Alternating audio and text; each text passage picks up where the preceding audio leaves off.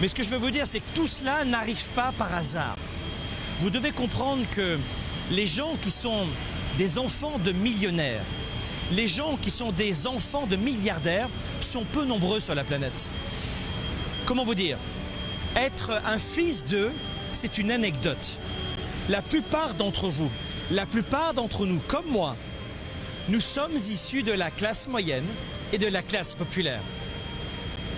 Je suis personnellement issu de la classe populaire. On mangeait de la viande une fois par semaine, ça aussi c'est cliché.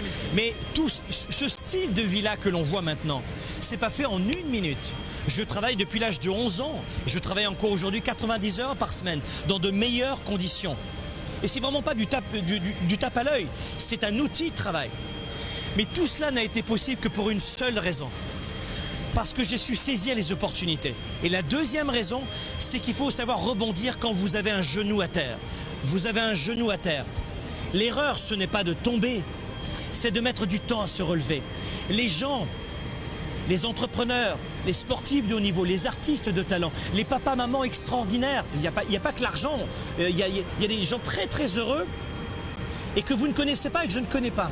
Mais tous ces gens très heureux savent se relever rapidement. L'erreur, ce n'est pas de chuter. Tout le monde chute, tout le monde a des difficultés, tout le monde a des problèmes, tout le monde a des frustrations, tout le monde vit plus ou moins le stress. Et moins on a d'argent, plus on stresse. Moins on est bien entouré de bons amis, plus on stresse. Moins on fait le travail que l'on aime, plus on stresse. Mais on est tous passés par là. Je suis pas né avec une cuillère d'argent dans la bouche. Et peut-être que vous aviez plus d'argent que moi, ou moins, durant mon enfance. Mais c'est pas ça qui est important. C'est de vous rappeler qu'il faut saisir les opportunités quand elles passent. Il y a toujours, ça peut être une opportunité avec l'homme ou la femme de votre vie. La même chose pour la santé. Peut-être que vous pouviez avoir une très bonne santé en faisant une marche rapide tous les jours, une course à pied. Mais vous ne le faites pas. L'opportunité, elle était là. On vit tous quasiment, la plupart d'entre nous, dans des pays riches. Le Canada, l'Europe, les États-Unis. Ce sont des pays riches. En Europe, il y a l'assurance santé gratuite. Le Canada aussi. On est quand même privilégiés.